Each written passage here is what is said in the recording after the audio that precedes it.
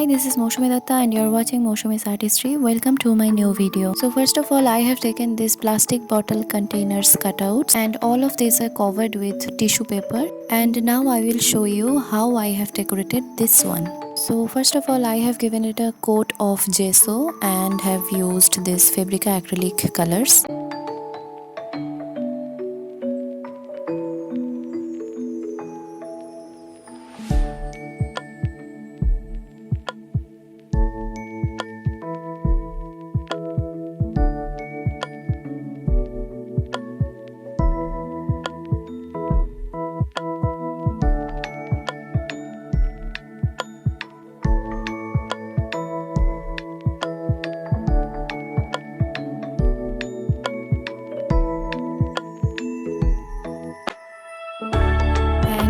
It's time for detailing, and for this I am using this Fabrica acrylic white color.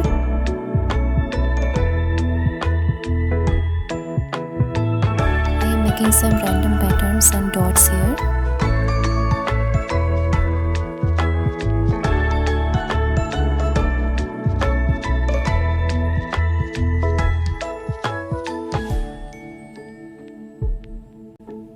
And this is how I have covered all over the area of the bottle.